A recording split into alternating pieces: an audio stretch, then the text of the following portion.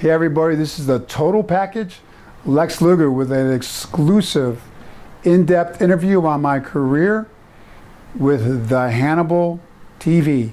I really look forward to this interview. This is Hannibal from the HannibalTV.com, and today I am here in the home of multiple-time world champion, former WWE and WCW superstar, the Total Package himself, made in the USA, Lex Luger. How are you doing today, sir? I'm doing great, thank you. And you're back in Buffalo. This is obviously where you're from, but how long have you been back living here? I am back in beautiful Buffalo, as I call it, Devin, and having a great time. I've been back here, wow, almost 4 years now. Wow. So, never anticipated coming back, but it's been a real homecoming for me with a lot of my friends I grew up with, and they always billed me from Chicago, and but obviously born and raised actually in Buffalo. So it's funny when I used to come back to wrestle in Buffalo. Buffalonians are no nonsense, blue collar town. They'd boo me out of the building whether I was a heel or a babyface, because they thought I'd abandoned my roots, coming back as being billed from Chicago when they all knew I was from Buffalo. It was funny when I wrestled here. My family would come, I'd be a babyface and they'd all be booing me. But it's good to be back. They have forgiven me, and it's great to be back. I actually lived in most Atlanta for the better part of over 3 decades, and I kind of missed the change of seasons.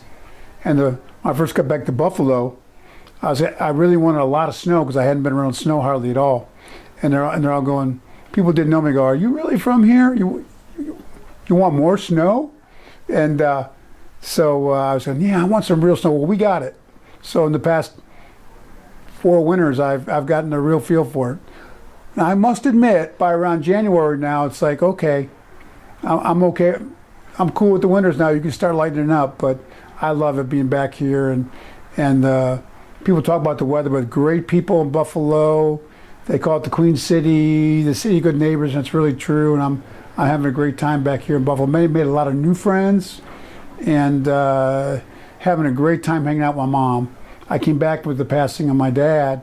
I just didn't feel led to leave, and I just came back, and I've been hanging out with my mom. We're having a great time. She's a hoot to hang out with, so it's been really, really good. So growing up here, what was your childhood like? Had a great childhood, a great family. Both set of grandparents. My great-grandparents on my dad's side came over from Germany. My grandparents, my mom's side, from Scotland, and just all my roots are here. I'm living right now right down the street from my great-grandfather's farm. It was farmland. It's not farmland anymore, but his farm, a community college, sits on his farmland now. And I felt when I came back like I was kind of blooming again where I was planted.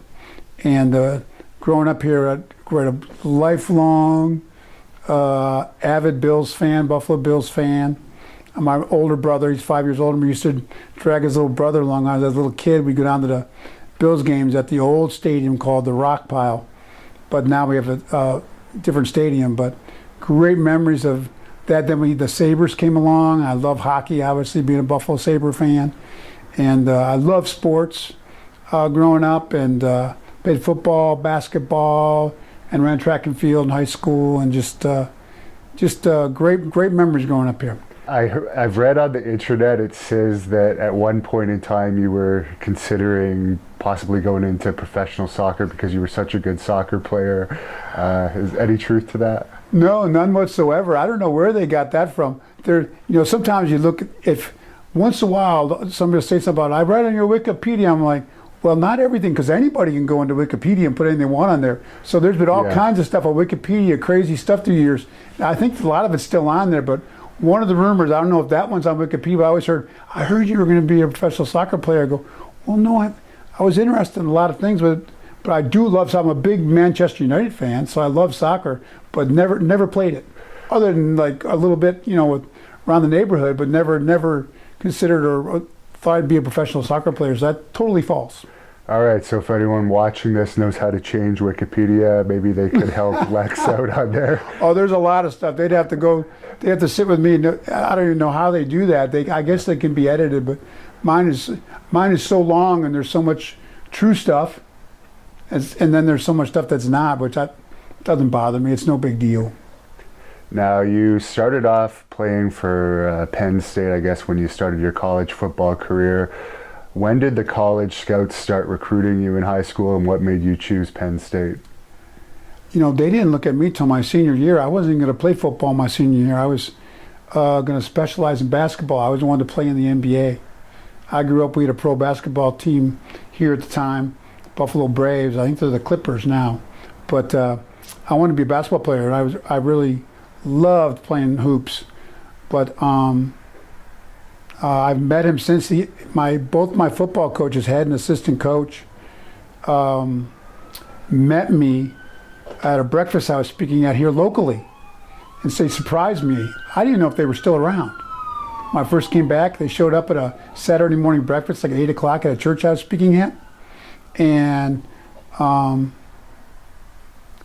head coach played football at Syracuse, and he took me aside when he found out I wasn't going to play football my senior year and said, you know, if you ever applied yourself with a portion of the effort you put into basketball, football, he goes, you could probably maybe go to any college you wanted to. So I really would encourage you to go out for football, because we had another couple guys ended up playing both in the NFL as well. Jim Burt played nose tackle for the Giants Super Bowl team, and Craig Wolfley, team of mine, played 13 years for the Steelers. All three of us were on the same high school team, so they were getting looked at. And so I ended up going out and really applied myself my senior year, and I ended up getting offers from all over, because they'd come to look at Craig Wolfley and Jim Burton, and they said, and coach said, you should take a look at this guy. And I credit a lot to my coach and to those two guys for getting me looked at, and I ended up getting all kinds of scholarship offers from really, really good schools. So, and a funny thing, as a side note, in a drill right at the beginning of my senior year, which I would have had to have a big year to try to get the kind of offers in basketball I wanted, I tore the ligaments in my shooting hand. Oh. I missed almost the whole season, my senior year. So it was a good So, fit. wow. Yeah. Yeah, so I ended up, I got to take all those recruiting trips, because I didn't have to go to practice all the time because I couldn't. And I told Coach Winkie, my high school football coach, man, the importance that you coaches have had on my life and many others, you spoke into my life. I never thought of myself as a football player. I thought of myself as a basketball player who played football, because my friends went out for it. Yeah.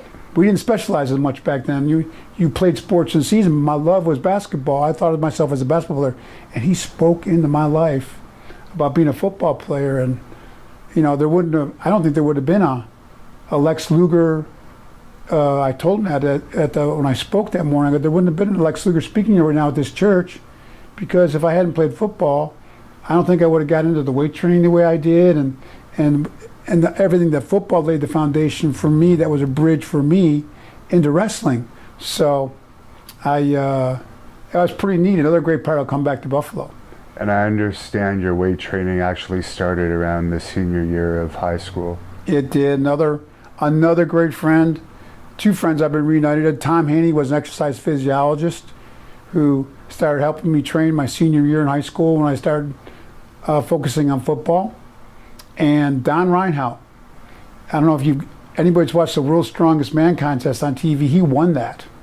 He was a super heavyweight world champion powerlifter. Was like the biggest, strongest guy I'd ever seen in my life, and maybe to this day still. He was like 6'3", 350 pounds. He had traps the size of grapefruits.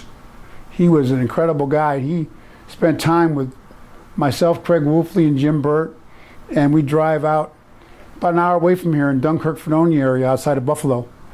And we drive there and train with him a couple times a week. He allowed us to train with them, and we learned so much for him. And it was a real foundation for me, the strength training and the powerlifting that I did in the off season and during football.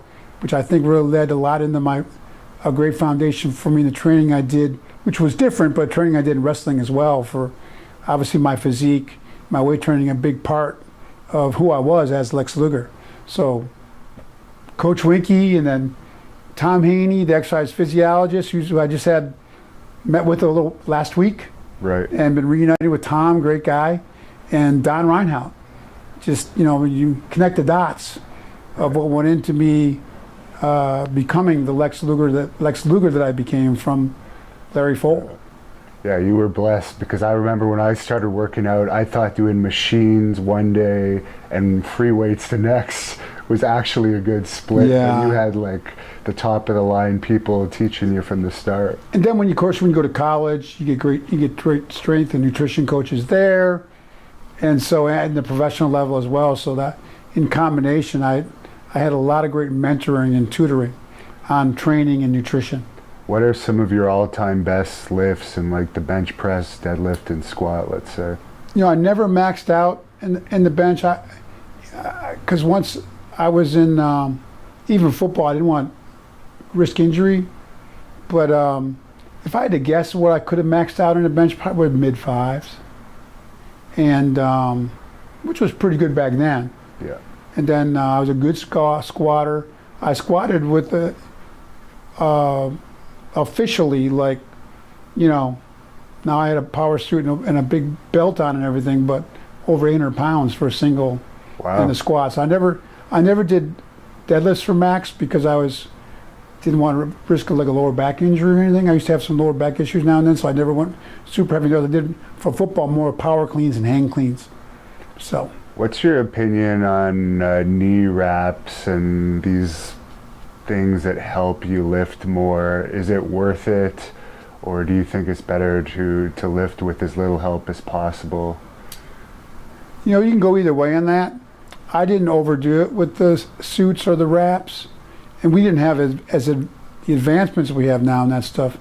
Now some of the things they wear to bench press and squatting are like the materials they use and stuff are, it's crazy what they've come up with, which helps their lifts a lot, which, hey, if they allow it in competition, it's allowed.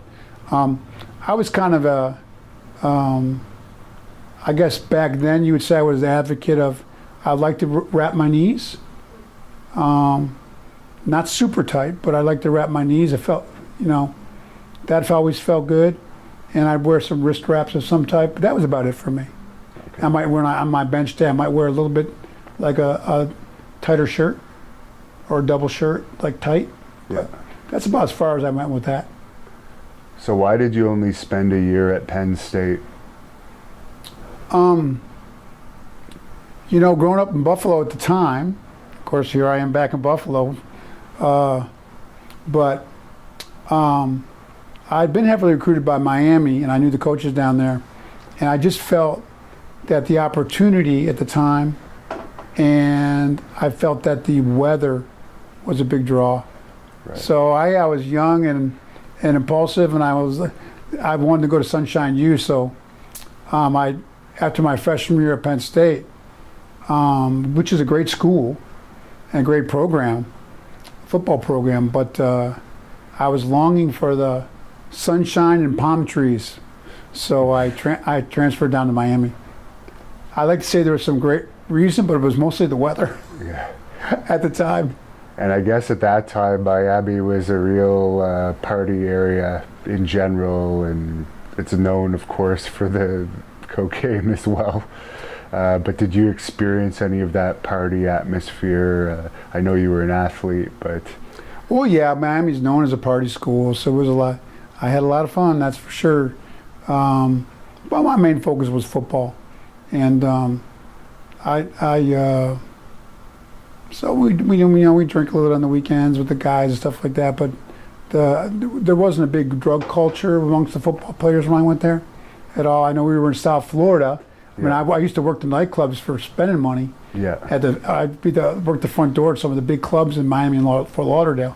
I knew there was a big, I had a lot of contact with drug dealers and drug users, and so I knew that was it was big down there in South Florida at the time, in the late 70s, early 80s. But I was more focused on football at the time. So between the bouncing at the hot nightclubs and a star football player, I'm guessing you had no shortage of women in those days. Well, there was a lot of beautiful co-eds that went to Miami and at the clubs and everything. Yeah, but I actually got into a pretty serious relationship early on. I had a girlfriend at Penn State, then a fiance. Okay. So I kind of had made a commitment to her earlier on, and so I didn't really partake in all that at the time. So why did There was you... opportunity, but I didn't partake in it. Yeah, what ended up that you actually, I guess, got kicked out of Miami, which seems very hard to do because it was known as a bit of a party school. Yeah, people ask me all the time, how'd you get kicked out of Miami? I go, well, it took a lot. I'd say it was more the drip, drip, drip.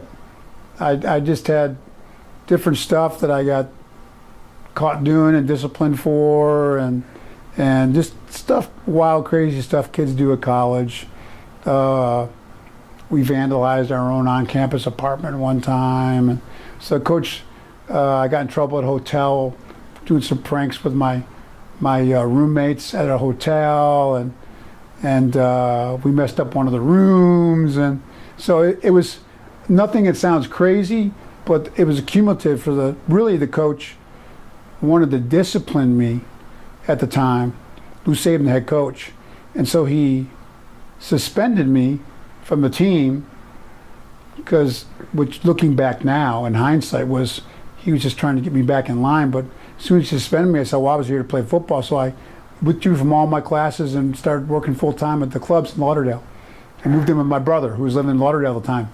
Wow. So my brother Barry, so I dropped out of school, and I learned later, the coach said, well, we didn't mean to drop out of school, and I guess the original intention was get my attention, rein me in, and by disciplining me and have me come back and win my spot in spring ball. So you ended up from there, I guess, going up to Canada, in the area where I'm from, up to Montreal to play pro football. How did that opportunity arise? Yeah, I could have gone back to college, but I was working the clubs in Lauderdale, and some alumni, I don't remember his name, knew one of the scouts from Montreal, and he looked at my game films from Miami, told him about what, I was always had, when the combine type guys would come in and test me at Miami, I always, pretty much for my position as a lineman, down lineman, tested off the charts, my vertical and my speed. And what was your speed like? I could do, when I was at Green Bay, I think I clocked a 4.6. Oh wow! Which back then for a 275, 80-pound lineman was fast. Yeah. So, and I did good at the standing broad jump. All the measurements they do. So, I already kind of had that going for me. So the guy at Montreal looked at my film, and the alumni told him about my athleticism, and said, "You might have a raw one here." And they offered me a contract, and I didn't even think about it. I went up there not knowing the rules, that there was only so many Americans, and only so many Americans at my position, and I just said, wow, opportunity to play pro ball, why not? I was 19 years old, so yeah. So I signed and went up to Canada with the Montreal, at the time, Alouettes. Was the pay for playing football in Canada at the time better than bouncing at a hot club in Florida? Probably not. But I looked at, in my book I talk about it, the crowd I was with around those clubs. Yeah. And I was getting offers to do like bodyguard stuff. Yeah. For people that were in that business and everything, and yeah. That's a road. I still looked myself as an athlete who was bouncing. Right. So I was like, when I got the offer to go to Montreal, I had to make that decision which way I was going to go, and I chose the path of stay. If I had that, here's an opportunity to stay in football, and if I make it, I make it. If I don't do it, I always come back down here. So I felt I had nothing to lose to try it, and it just worked out incredible. The line coach at Montreal took a real liking of me, and they kept me around. So it worked out. I guess you were there for 3 years total? Yeah. Loved Montreal, great city. Had some great times there. Got married right after my rookie year to Peggy, my wife, and yeah, it was very fond memories of playing. CFL football was a blast. I really enjoyed it. And I remember being at the Montreal WCW show in '96. You came out in the Alouettes jersey, and I think other than Hulk Hogan's pop that night, I think you definitely got the second biggest pop of the night. I resorted to that in Montreal. Wow. There we go. Why not, right? So any memory that stands out from Montreal, because I know a lot of people from Montreal are going to watch this. Oh man, the food. There's a rib place. I think it was Barbie Barnes or something. Yeah. Just the food and the atmosphere there. I lived right down at this high-rise condominiums, right down the city, right near what used to be called the Forum. Yeah. It was called the Hat and Arms. It was a really nice kind of pool on the rooftop you could lay up to in the summer, and just overall great memories. And going down to Old Montreal, the district, there's a couple of really good restaurants I used to love to go to there, and just the culture and the food and the people. I loved Montreal. Do you speak any French? I don't. Montreal is bilingual, so I didn't have to learn any French really. Once in a while with food, I learned a few things, to order. But no, I never became bilingual. Now, if I stayed there my whole career, it probably would have been a great idea to become bilingual. I thought that would have been great. I think the fans would have liked it. So I would have probably definitely considered that if I'd stayed there longer. And I understand you played in a Grey Cup against Edmonton. Yeah, my rookie year, got to start in the Grey Cup, and I played against Dr. Death. Dave Fennell was his name. He was an all-pro lineman, and he was injured at times, and I had a really good game against him, so he kind of put me on the map with the coaches at Montreal. And I was glad he wasn't 100%, because he didn't have the name Dr. Death for nothing. He had a great career and a really good player. Warren Moon was their quarterback, who's now a Hall of Famer, and from the NFL. They had a really good team. We lost, but it was great to be in a Grey Cup in our hometown in Montreal. I have very fond memories of that for sure. How did you end up getting the opportunity with Green Bay after that? I became a free agent, and the first team I tested with was Green Bay, and they offered me a contract, and I signed within like 2 days.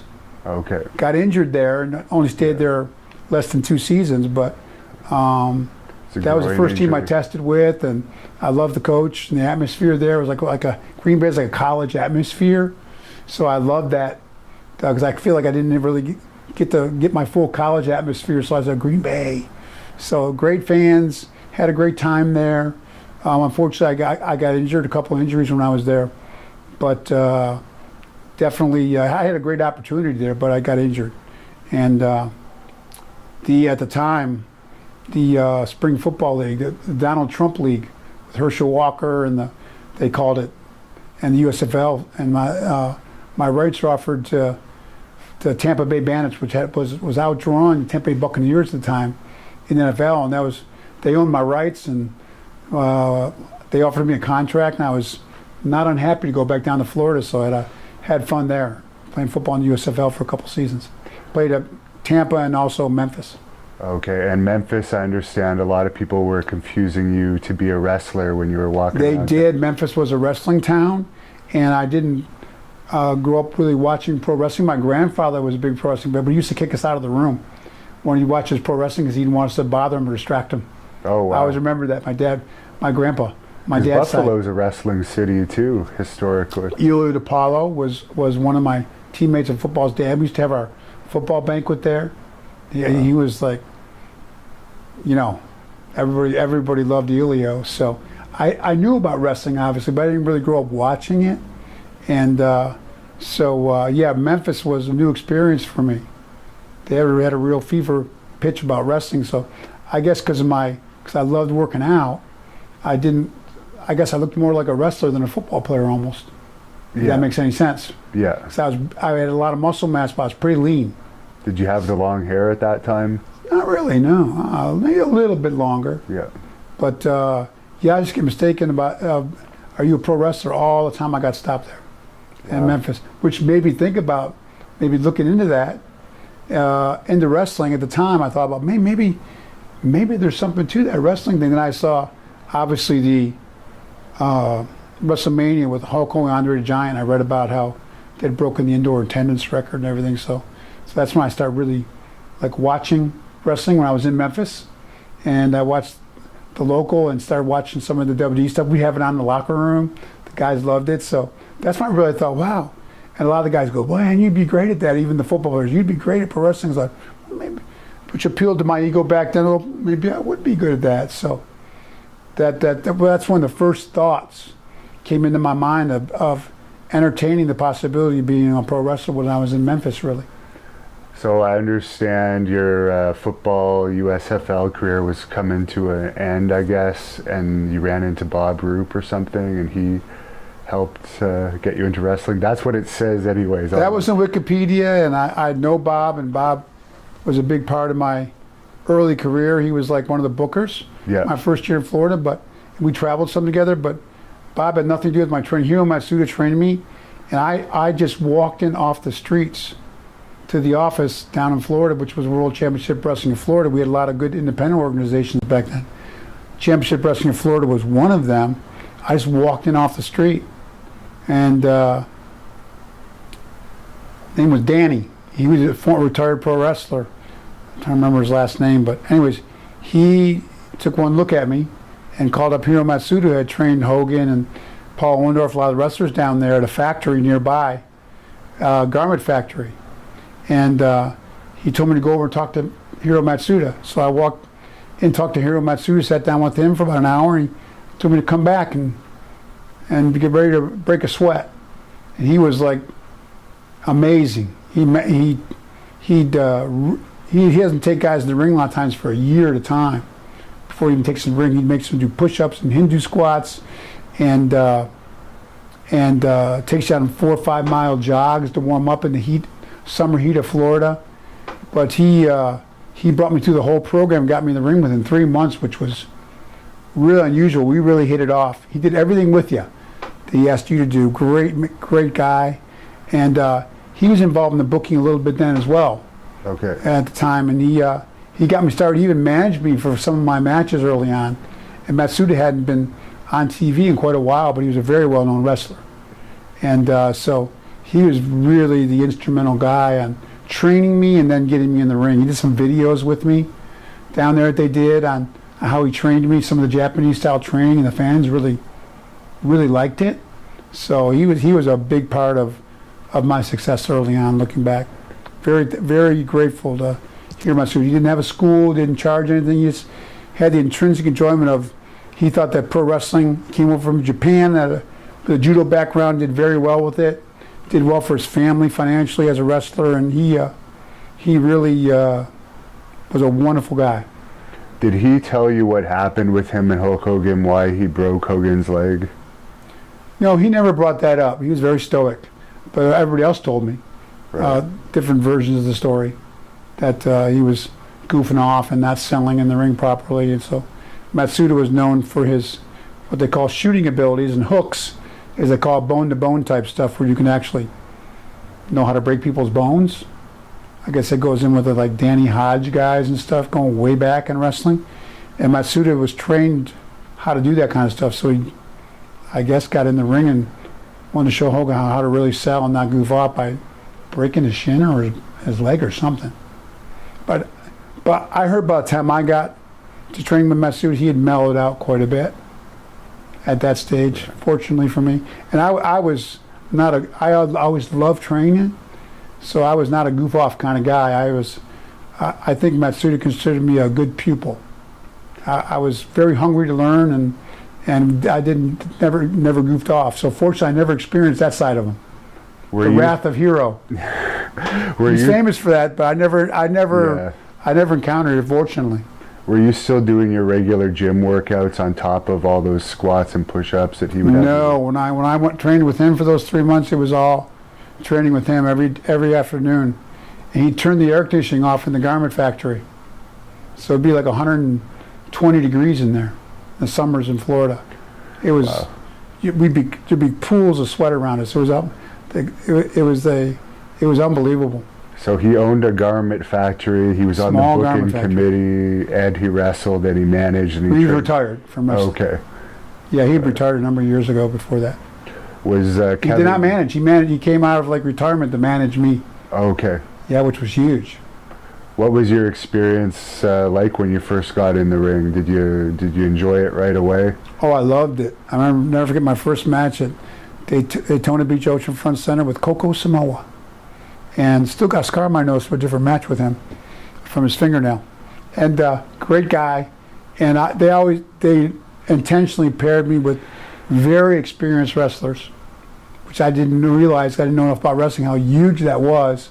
Who could walk and talk me through a match, and I was so inexperienced, and they, especially the first few months, bring Matsuda down ringside to help me as well. So I had my trainer and coach ringside the first few months, and then they put me with very, very experienced guys, which was very, very helpful early on. And you wrestled Ric Flair fairly early on too. Yeah, that was crazy. Ric Flair, my first match against him was where I debuted. Like 6 months after I debuted was at Daytona Beach Oceanfront Center, which is still there. People still wrestle there, down there. And I'll never forget Ric Flair coming in with the custom suit and the designer shades and the limo and the Rolex and diamond rings, and I was like, oh man, I want to be like him. And we had an hour Broadway. I don't know how he got me through that match at my level of experience, but he carried me through a 1 hour Broadway. I didn't know he called it a sunset flip. I didn't even know what a sunset flip was at that point. Was he the heel in that match, or were you? I was a heel at the time, and he was a heel, but the crowd, Rick turned the crowd against him, and so the crowd there, I would say, was definitely for me. Heel versus heel, 6 months into the business, going an hour, that's crazy. That is insane. But God bless Nate. Yeah. Man, take a guy with that inexperienced as I was and get me through an hour of Broadway. I don't know how he did that. He's unbelievable. Did you hit it off with him right away, but behind the scenes? Oh yeah, I was Mr. Flair, sir, and I was like a sponge. And he gave me some advice afterwards. I didn't realize he'd gone back and put in a really ran and raved about me back in Charlotte at the time where the Crockett's were in NWA wrestling, which led to me eventually, less than 6 months later, making my debut there. But that was all Rick going back and talking to Dusty and the Crockett family and saying, you got to take a look at this guy. So. And before you left, I got to ask you about this. I know you've answered this question a million times, but there's the infamous match you had with Brody. Yeah. It's funny because I bet you probably didn't think about it for years, and now with the internet, that match is one of the matches that smart marks always talk about. Oh, I get asked about it all the time, and it was another learning experience. We had done TV earlier that day on a Wednesday. We do TVs all morning, in the afternoon drive across to either Lauderdale or Miami and do a show Wednesday nights every week. And it was a long day. And they had me in my first cage match, I think, ever. I had no idea to get here. I am with Bruiser Brody in a cage match. And I was young. Had you met him before? Any experience? I had a match with him, a non-cage match with him before. Okay. The matches went fine. From my perspective, he might have, maybe not from his perspective, but, and he was a big, intimidating looking guy. He's a big, scary looking guy. And everybody told me about his reputation, but we worked fine together for the couple matches prior to that, which is why it's such a mystery. We got in cage match. I didn't know what I was doing, and he just stopped working. Stood there and he made these noises, but didn't work. And if you hit him or punched him or did anything, he just kind of registered but not sell really.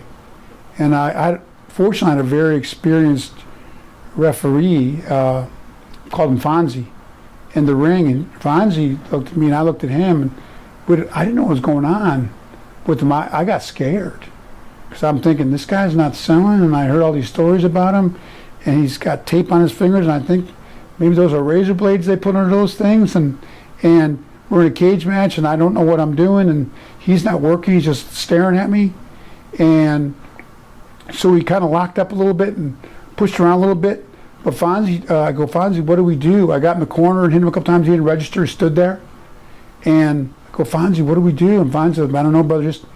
Fonzie goes, Fonzie saved me.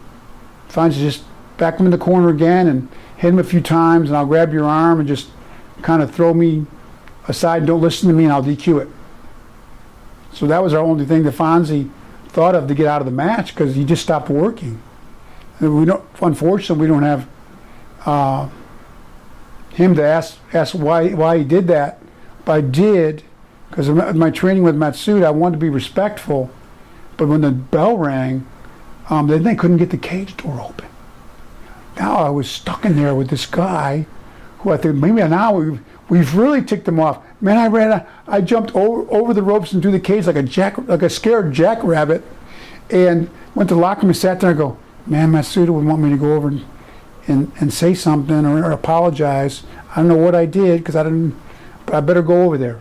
So I got over my fright and walked over. We were separate locker rooms there, because there was a stage behind the cage. You couldn't talk to each other before or after the matches, but the crowd had let out of the building. I waited and walked over there and knocked on the door timidly, and his manager he had at the time down in Florida, Engelbert Humperdinck, I think they called him. We just called him Humperdinck. And I saw him and knocked on the door, and he like just kind of waved me in. I said, I just said, excuse me, sir, I don't know what I did wrong in there, and I'm sorry. And he was taking his stuff off. Brody just said, man, don't worry about it. He just totally blew it off. He said, it's been a long day. He goes, I'm a baby face on TV right now down in with Define Erics. He goes, you're on TV already as a heel to go down in the NWA, because I'd done some TV, a couple TVs already, and I was already getting ready to leave Florida. He goes, they got you on there as a heel? He goes, it just wasn't working in there. Don't worry about it. So you say I was greatly relieved. I go, I can go over there and if I'm going to get a butt whooping, I'm going to get a butt whooping. Yeah. But I went over there anticipating maybe the worst. And what did I do? But he was very, professional and was very nonchalant. He said, man, it's just been a long day today. And that was it. So the wrestlers, I know wrestlers gossip and they exaggerate everything. So the people that say you left in your gear and you drove, that's wrestlers making up gossip. Oh no, I walked over and talked to them and showered there, and yeah. No, I actually intentionally went over to the locker room. I'll admit I was nervous, but I knew Matsuda would be upset if I didn't go over there and try to talk to him.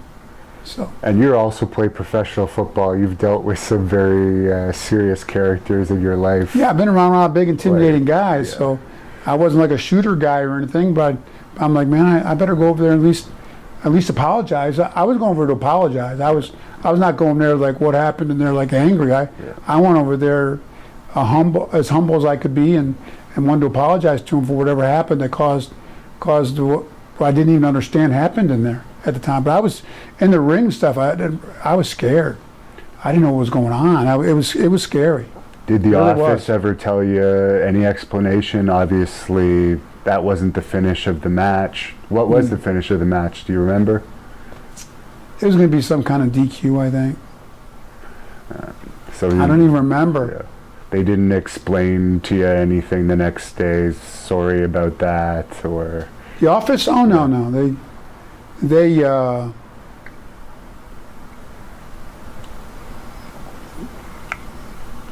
I think they talked to Bruiser, and Bruiser told him what he told me, and so the office didn't make a big deal out of it at all. And I guess he would have been killed shortly after that. Do you remember hearing about it? I remember hearing about it. I don't remember the timeline. It was sad. July '88 is when he died. Yeah. So We were all sad about that for sure. That was a horrible thing. So you started off with the Crockett's shortly after that. What was it like going from Florida, which was popular but not as nearly as popular as the NWA at the time? Man, I tell you, it was like the 4th of July fireworks career-wise, going off to be in with the NWA and be with the Four Horsemen, and oh my gosh, Ric Flair, Arn Anderson, Tully Blanchard, and J.J. Dillon. I didn't even grasp the opportunity, but it was incredible and huge crowds. It was what a great way to get into your second year of wrestling. Wow, it was fabulous. Did you become immediate friends with Sting? We all know that you guys were best buddies for a long time. How did that friendship start? We weren't. He was working with the company that we merged with, the Watts Territories. It was UWF or something. UWF, and they still were running some separate shows. We did some joint shows together, and I'd seen Sting in some of the magazines and stuff. But when he came in, he immediately got put with Flair, got a big push, and I was kind of jealous. And we'd see each other at the hotels. We started traveling the same shows together, but we didn't hang out. And we'd actually had a couple matches together, but I'd see him in the breakfast room, because he'd get up to, a lot of guys would sleep in, but we'd get up and eat breakfast and want to go to the gym. And so we'd see each other sitting across the restaurant, and he had tried to approach me one time, but I was so cocky back then with the Horsemen. He asked me how I kept in shape on the road and stayed looking so good. He was being gracious and trying to break the ice. I was sarcastic and was taking my wrestling boots off, and never looked up and said Stolies, meaning vodka and peanut M&Ms. I gave him a smart answer. He walked off. He probably wanted to knock my head off, but he walked away shaking his head like, really? But thankfully he gave me a second chance, and when I saw him in the restaurant, we ended up, so this is ridiculous. We started eating breakfast together, and then we saw each other at the same gym. We started going to the gym together. So we had breakfast and go to the gym, and just evolved into a lifelong, to this very moment that I sit with you here, incredible friendship. So thank God he gave me a second chance from our initial meetings. Speaking of that, in those days, what was your pre-workout breakfast? Well, back then we would do oatmeal, and a huge bowl of oatmeal, and a dozen egg whites a piece would be our kind of our pre-workout carb protein meal. Then we go to the digest a little bit and go to the gym. Okay. Yeah. So he was a good workout partner, obviously. Oh, Sting was instrumental in me make the transformation from football player. He had been trained with pro bodybuilders out in California, was in the gym business out there, Gold's Gyms, the old school franchise. Yeah. So he knew all kinds of stuff about training and more bodybuilding stuff. I knew a lot about football training and powerlifting, so he helped me incorporate a lot of the bodybuilding principles nutritionally, and because I was like a McDonald's and junk food, I had no discipline in my nutrition, so Stinger taught me so much about how to eat properly and train properly, and do some more bodybuilding exercises along with my strength type training. So I did more of a power building routine early in my career. So, and Sting was instrumental in that. He really mentored me on that. So we had a great friendship. He really mentored me a lot in my training. He taught me a lot about what I knew about training and nutrition early on in my wrestling career.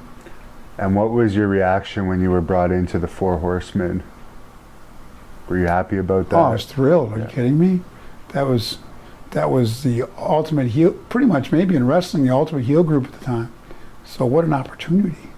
And they were great of working with me, from JJ to Tully and Arn. Tully used to go to a barn near outside of Charlotte and take me in the ring and help train me. And so, because they knew as part of the group, they didn't want me to be the weak link, necessarily, so to speak. I was so inexperienced, so they really mentored and trained with me. And so it was just look back, what an opportunity. It was great. Did you ever party with Ric Flair? I'm guessing you must have gone out Oh with yeah, him. definitely. Rick is one of a kind. So he was 24/7. He sometimes hanging out with Rick, you almost felt like you didn't sleep at all or more than a couple hours, because we'd train in the afternoons, wrestle at night, and a lot of times have to travel, fly in the morning, and go. So if you went out and got to the building at midnight after you get showered and got out, and went out at all, it was already 3, 4 in the morning, and we'd go out, party a little bit, and grab a meal or something. My gosh, sometimes I feel like I didn't sleep for days at a time with Nate. He was a blast to hang out with. What was the craziest thing you ever saw him do? Obviously, he's known for streaking, I guess you could say. Yeah, he did a little bit of that, and just buying trays full of shots. And when we go out, and Rick always did everything all the way, riding in limousines and just you name it. Definitely. Now, he's claimed he's been with 10,000 women. What do you think about that? Is that possible? Or obviously there's been a hell of a lot, but... I don't know. I think him and Will Chamberlain both make the same claim. Let's just say Rick definitely made a good effort. I don't know if he reached that number or not, but he definitely made the effort, I think, for sure. At what point... part of it is reputation as well. Yeah. But and that was part of his reputation, his persona as a wrestler. Not just, Jeff Lynne limousine riding, Jeff Lynne riding, wheeling, dealing, So. Were you in the limousine too when you were part of the Horsemen? Oh yeah, we all traveled together. Okay. Yeah, with the private jets and the limousines, and yeah, it was quite the entry for a second-year guy in the wrestling, for sure. A lot of fun. Have you seen Rick and Tully's daughters in the ring yet? They're both doing pretty well these days. I've seen Rick's daughter; she's amazing, and I haven't seen a lot of what Tully's daughter do, but she's really good. Yeah. So it's in the genes, for sure. And at what point did you start becoming friends backstage with Nikita Koloff? We weren't. I wrestled in the ring with Nikita some, but we didn't hang. Nikita wasn't. He used to go back to the hotel and eat cans of tuna fish and stuff, I heard, at the time. And he wasn't a go out after the matches kind of guy. So we were cordial with each other, but we made a couple road trips together, out of Charlotte a couple times. But Nikita and I didn't have any real friendship, so to speak, back in our early wrestling days. Then he retired. So. Right. Is it true that he was kayfabing the boys at certain times regarding the Russian gimmick? No, I heard that, but he got in a little bit earlier than me. When I traveled with him, I was around him, he spoke English, and I never encountered that with him. Okay. I heard he took it all away, but I mean, for a number of years when we first got in, but by the time I met him it was around more in the late 80s, I think that he had lightened up a little bit on that. And I heard you on Road Warrior Animals podcast recently, and it sounds like you guys were pretty good friends. Oh yeah, we would. Road Warriors like to go to the gym too. So we landed when you land in the city. The guys who were really into working out, and obviously working out was a big part of what they did. So they looked so incredible. So we'd all hit the ground running. We'd fly in the morning, and we'd all hit. Like we said, grab a meal and digest and hit the gym together. And we'd all, where we going? We got to know which gyms and what town. So yeah, then we'd all maybe go out to eat afterwards or before we went back to the hotel and showered. Yeah. So it'd be like workout, eat, shower, go to the building. So yeah, we were in very similar circles. So yeah, got to be hung out quite a bit with the Road Warriors. Now, obviously, you train extremely hard and dieted extremely hard, but you've been open that you took PEDs throughout your career. Did that start in your football years, or did that really take place in the wrestling years? The steroids at the time, early in my career, I took them a little bit in the off season of football, not in season. And then in my wrestling career, I actually would go on a 8 or 12 week cycle, then go off for 8 or 12 weeks.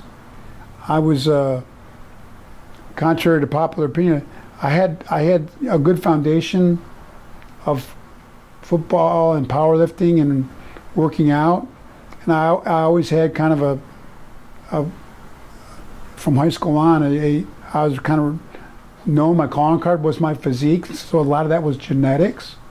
So I would, back in that day, it was so common back then that when I started taking the PEDs, they weren't even a classified substance really at the time. Didn't start till 1990 or so. Yeah, so we looked at it as a strength athlete, as like a training supplement. But my agent, getting back to Tom Haney, and my background with Don Reinhardt, a world-class powerlifter, they always mentored me to do, if you're going to do it, get your blood work done, make sure you cycle on, cycle off. So I was a user of PEDs, and looking back now, because of did you abuse steroids? Well, if you take any illicit drug, I look at it, there's a potential abuse. But if there was a way back then to monitor it, I did do that.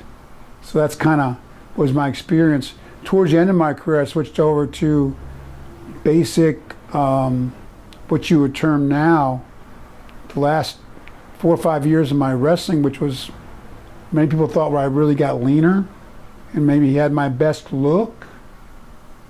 I was on what you would call an anti-aging type supplementation, PED, which a lot of the baseball players started doing, and football players. Back then, in the late 90s, a little bit of growth hormone, like basically anti-aging amount, even though I wasn't that old then. You take a little bit of growth hormone, a little bit of testosterone, that was it.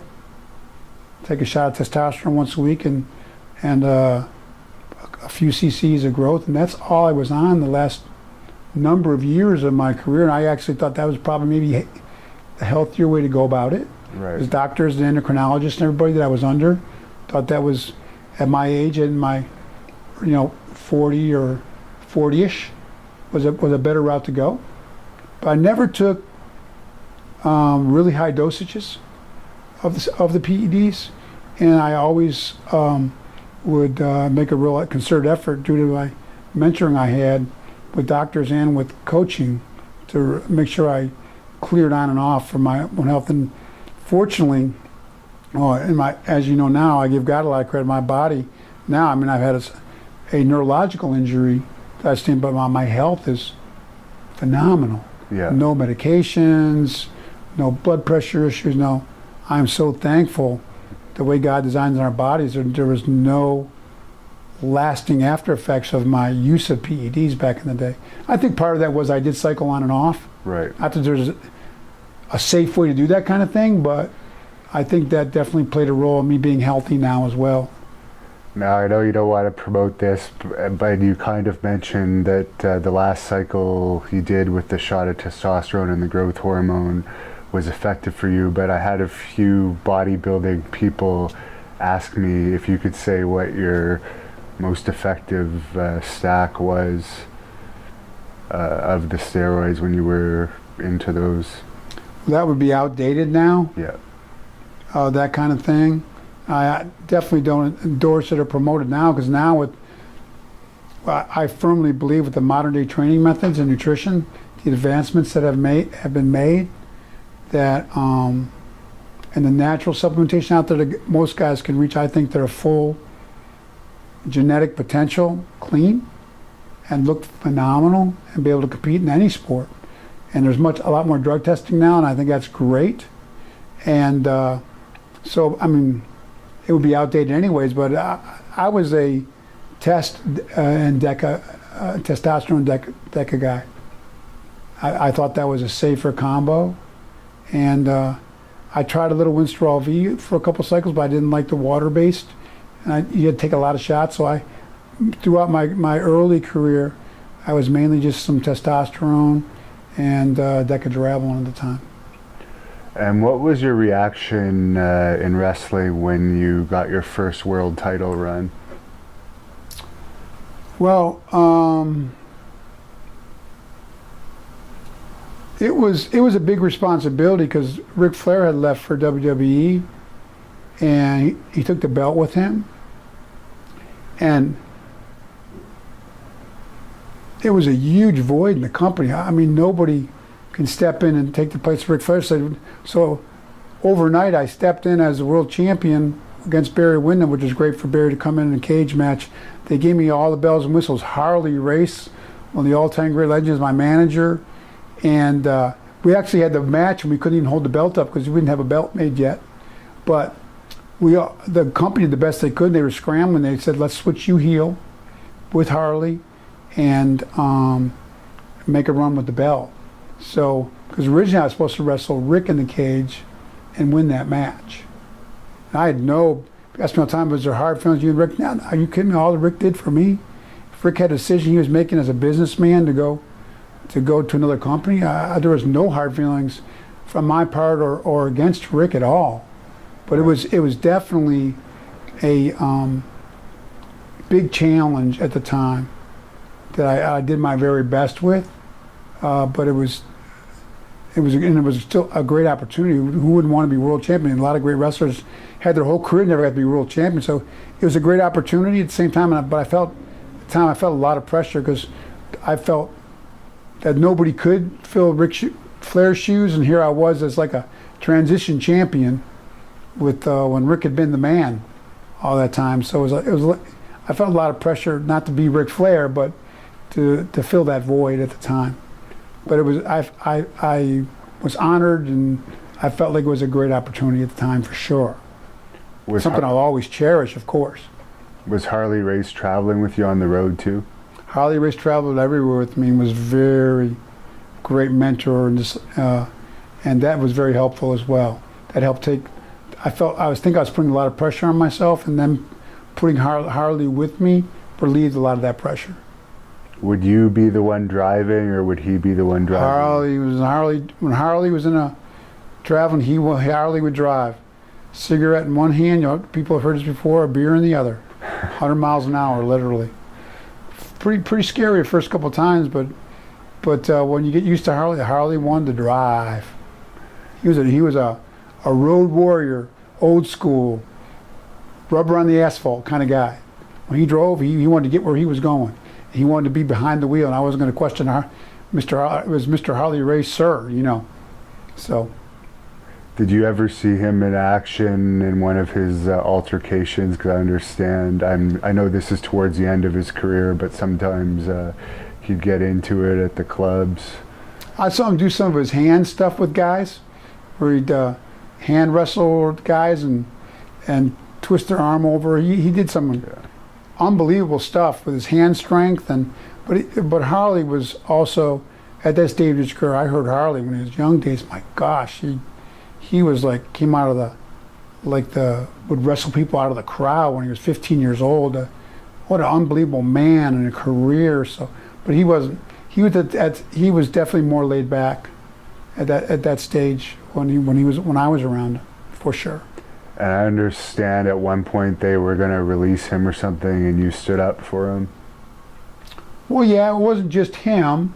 I was standing up for Harley because I had so much respect for Harley. But also I wanted Harley to be my manager. I was like, man, Harley Race is my manager, And I felt they had made a commitment with what happened, and the challenge of where we go from here, with the huge void of Rick not being there, of Nate being gone, for them to, I felt like they were pulling the rug out from underneath us a little bit by not utilizing Harley as my manager, and so I definitely wanted to go in there and voice my concerns, and that I really wanted to stay with Harley and keep it going, for sure. But I had massive respect for Harley and still do, so that was like a no-brainer to go in there, and wasn't like I was doing anything great. It was for me too, and they kind of promised that at the time, so I felt I definitely needed to let them know how I felt about it, for sure. What did you think about Jim Herd, who I guess that was the guy that Rick had his problems with, and he was probably the one you had to speak to about Harley? Jim Herd was, I never had an issue with Jim in his office. He wasn't, my main contact was usually at the office, and we always had cordial, business-like type meeting. So I never had any big issues or problems personally with Jim Herd. I heard a lot of stories, especially after I left and had gone to WWE, but I never had any real big issues with Jim Herd. And during your last few months as champion, during that run, you didn't wrestle that much. I understand this could be wrong again according to the internet, because they already used all of your dates and they didn't want to use you much more than that because it would be going over your contract. Was that the reason? Or I had gone over. Okay. Back then I had, sounds crazy, 275 wrestling matches a year. And usually every year by November, I was over. Shows you how much we wrestled back then. So they would ask me if I would wrestle more events, and I usually would, but with the scenario of me leaving and risking injury, and I only had a few months left, we'd agreed upon a departure date contractually. I felt if you want me to wrestle and go over to Japan, defend the title, and risk injury, I did not have a deal yet with anybody else on paper. So I felt like I should definitely be compensated. And they were very fair about that.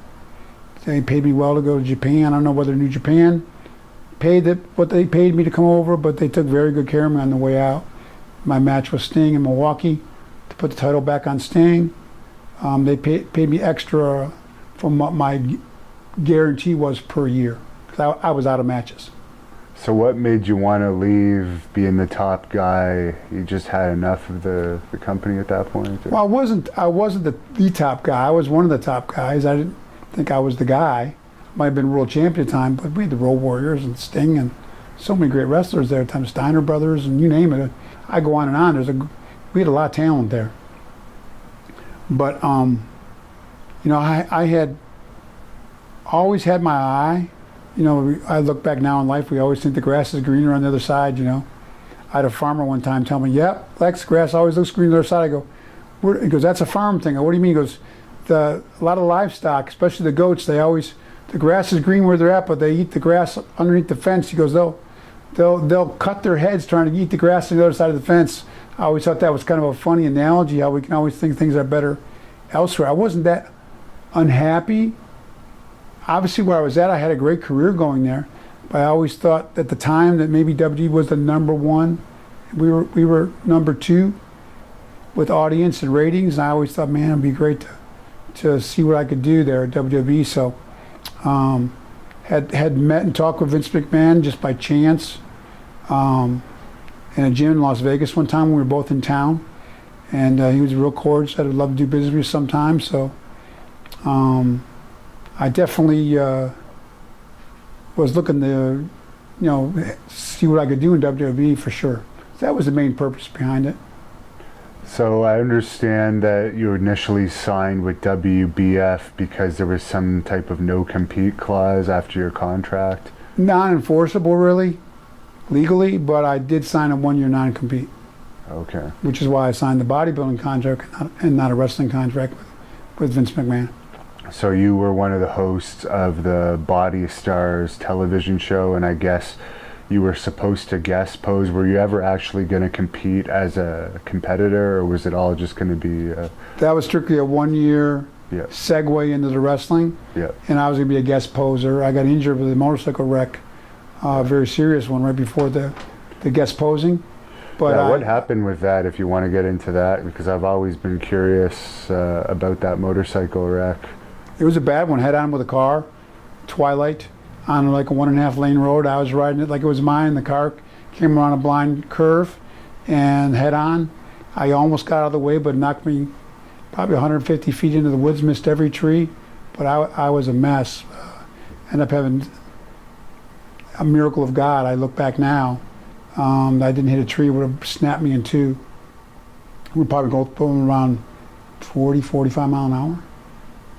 So, where did that take place? Atlanta. Okay. And so they initially were going to amputate my right arm. And Sting saved me on that. Sting was there in the middle of the night. He'd come back from a show. I was off that night. Don't ask me how I got off, but I was off. That was where I was riding my bike. And he was at a show, and he came back, and then he came right to the hospital. And he got Dr. Andrews out of Birmingham. He's a world-renowned sports orthopedic. And the people in Atlanta wanted to amputate my right arm. It was really bad. Multiple fractures through the skin. I had a lot of injuries, but that was the worst of it. And Sting heard them talking about amputating the arm, having emergency surgery. He called Dr. Andrews. Andrews, don't let him do that. Tell him to clean him up and send him to Birmingham the next day, which we did. And Dr. Andrews somehow put that arm back together, and I was in the ring like 7 months later. Wow. Unbelievable recovery. I mean, made my debut as the Narcissist like 7 months later. Did it have the same strength as before, or was there? Well, I had to build back up, but the good thing about bone breaks are I still have steel rods in there. That thing with the steel rod in my forearm was the real deal. I had a titanium plate about 7 inches long, which I still have in my right arm, to hold the bones together. And once the bones heal, that's pretty solid. You worry about it a little bit, but doctors assured me, with that titanium plate in there, the bones are healed. You can start working out and getting in the ring again. And the neurological stuff, they thought maybe I might have some neurological damage because the damage still sphered down in my elbow and my hand, but there was none. My right hand and forearm and arm was stronger than my left arm. So Wow. it was I'll look back now, I give God the credit, but it was a miraculous recovery for sure. What did the WWE initially say to you right after that accident? Did they always say it's going to be here for you when you're back, or were you afraid that for a bit that you were going to be possibly released? Oh no, they took great care of me, and they paid me all the way through my 1 year as a bodybuilder, and they paid me all the way through my 1 year as a bodybuilder, and then I jumped right into my debut for them as a Narcissist with Bobby the Brain Heenan. Why do you think the WBF didn't work? I don't know. I mean, I think at the time, Weider out in California had a monopoly on supplements and magazines and things like that. To do a magazine, your own supplement company, we got to give Vince credit. He's bold with football leagues or you name it. He is not afraid. He is a born entrepreneur, and he wanted to do the bodybuilding thing. Him and I used to work out together. He loved working out, still does. Obviously, he's in incredible shape for a guy his age. Yeah. Amazing. So he always loved the workout lifestyle. So it was a natural thing for him to try as an entrepreneur and get a supplement line going. So I give him credit, but I don't think that's an easy business. And there was a real monopoly at the time from a couple companies that he was up against. And he's an incredible entrepreneur, but he wasn't real experienced in that field, that endeavor. So I wouldn't know. I wouldn't be the one to judge why it wasn't successful, just timing wise, or I'm not sure. What was Vince like to work out with? Oh, he's there. He's right there, man. Great guy, great training partner. Wow. For sure, yeah. He loves the gym, and he's all out. Everything he does. So when did they approach you with the Narcissist gimmick? Was that something that they'd already talked about doing before the accident, or was this something they came up with? I'm not sure the timeline. I think after the bodybuilding show they had, we started talking about, as I was recovering from the injury, from a motorcycle wreck, about what we wanted to do. And I'm not sure, it wasn't my idea, but somebody in creative came up with it, and they really decided that would be something really, really good with the mirrors and with my physique, and so that sounds good to me. So we went with it. Definitely was my idea. And your first feud was with Kurt Hennig? My first WrestleMania match was with Kurt, yeah. Yeah. My WrestleMania debut, which was shortly after my debut. So what a guy to have a debut match with. It's funny, the match, Kurt, I talked about the match where I was all relaxed thinking WrestleMania debut with Mr. Perfect Kurt Hennig, one of the best wrestlers in the business. I got a night off. And so we went over the match a little bit, but I didn't think, I was a little careless, didn't think much about what we talked about. We got in the ring, and I didn't know, I knew Kurt had a reputation of being a ribber, like pull pranks. But we got in the ring, we locked up, he goes, what are we doing, what are we doing? I thought he was joking around. But he apologized afterwards, but Kurt told me, I don't know whether he was still ribbing me or not, but he said he completely blanked out. So we ended up having like an okay match, but I was trying to remember what we talked about in the back, and I was calling the match. But normally the heel calls the match, he was the heel. So it was kind of like, well, Luger couldn't even have a great WrestleMania debut as a worker, you know. I was never the best worker anyways. It was more my look, and more aesthetics and not as much substance to what I was.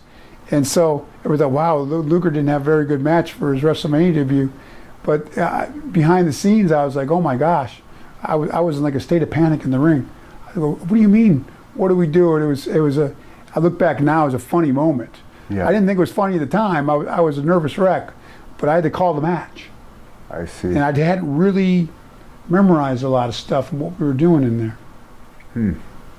And Bruce Pritchard told a story that I guess when Kurt would wrestle you on house shows, he would rip some of your tassels off. Oh yeah, well that was Kurt.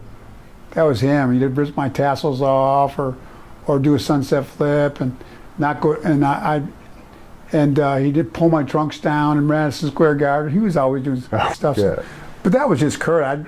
I had never a problem with that stuff at all. Yeah. Julie, the costume girl, just put the tassels back on. That wasn't like a. Kurt and I got along fine, so that was Kurt. We'd all laugh. We'd laugh about it after the match. Was it special to you to wrestle in Madison Square Garden? Oh, man, that's hallowed ground. First time I was in the Garden, see Muhammad Ali and Frank Sinatra, all the stars that have performed there on the walls in the back, and be back in the locker rooms as they were. It's a special place. It really is, for sure. What were the biggest differences backstage you noticed between WWE and WCW? I didn't really notice. We had the agents. They give you your matches and a finish, and the boys are the boys. So I didn't notice any big difference at all in that regard. How did you get along with Pat Patterson? Oh, we got along great. Pat and I and his husband. And we used to go golfing together. When we were in the same town, we'd bring our golf clubs and go golf. We both loved golf. So I got along great with Pat, no doubt about it. He was a real prankster too. So he scared me the first time I met him because Vince was standing there and he goes, I went to a TV, my first TV, and Pat was joking around with Vince and I. He goes, oh, by the way, Lex, I don't know if you heard, Pat Patterson, I can't talk like him. He goes, we're all sold out hotels tonight. He goes, but I got an extra bed in my room for you. I was like a deer in headlights. I didn't know he was joking with me. So I go, what do you mean I'm going to room with you? Because I heard about Pat, he was married to a guy. So I was like, I wasn't a homophobic or anything, but I was like, what do you mean I'd heard some stories about WWE at the time with, in that regard. So Vince didn't think it was all that funny, but he started laughing. So, but that was the first time I ever met Pat. I didn't know what a ribbery was, so I was like, oh my gosh. What do you mean I'm going to room with you, Like I thought, am I the new guy, So when you heard that they were going to switch the gimmick and make you a baby face, were you happy about that, or were you kind of comfortable in the narcissist gimmick at that point? I loved the narcissist and being a heel, and it was fun, but one thing Matsuda always taught me was, it's a work, and if it was a shoot, there wouldn't be that many guys in wrestling. Don't ever question finishes. Don't ever question when the bookers want you to do something or switch or do something. You do it to the very best of your ability. And if you're injured, if you can walk to the ring, you're going to wrestle. So he kind of drilled those things. Never question the finish. Never question character changes. and do it. So he taught me to be a good foot soldier. I'll never forget those things Matsuo told me about. So when Vince called me and told me that they wanted to do I didn't know whether it'd be a long-term gimmick at all at the time, to be honest with you. I thought it was something for SummerSlam. Okay. To do. That's the way it was explained to me. I was going to do a bus tour and challenge Yokozuna for the world title. So I didn't know how they were going to do the switch because I was a heel looking in mirrors. But Vince explained what he wanted to do in the aircraft carrier, and I didn't know if I could slam Yoko. We did a walkthrough the week before, but he goes, "Don't worry, it'll work," and it definitely worked. I went from looking in mirrors to, on July 4th, being a babyface. Wow. The crowd had a great response live there on the USS Intrepid. It was a great setup. So, and there it was. How did you like working with Yokozuna? Oh, Yoko, I call him Yoko. Yokozuna was a dream to work with. I think one of the best big men ever. He was, we all call him the Dancing Bear. We called him that because he was 600 plus pounds, but he could bend backwards before he took a bump with his back. When he let his hair down, he had that long hair he let out, and he'd bend. His flexibility, his agility, his ability to move in the ring, and just, those Island boys are incredible workers, usually naturally anyways. Yeah. So he was a dream to work with. And Yoko and I also struck a very good friendship outside the ring. We both loved playing cards. Okay. And kill time on the road, the locker room, when we were in Europe on the bus. So Yoko and I got together personally really well. So yeah, very fond memories of Yoko. Were you disappointed at all? I've heard you say in other interviews you weren't, but I know as a fan, I was a fan of yours at that time, and when they had the balloon drop and the confetti or whatever, when you won by count out, did you find that was a little lame considering the big build up to that match? Another question I'm asked a lot. I would have loved to have won, but I wasn't disappointed because I was never promised. I thought it was a great opportunity to do the Let's Express tour. It went really, really well. And to be in the main event against Yoko for the world title. And Vince had already pretty much mentioned if I was going to win the title, he'd rather maybe wait off until the following WrestleMania.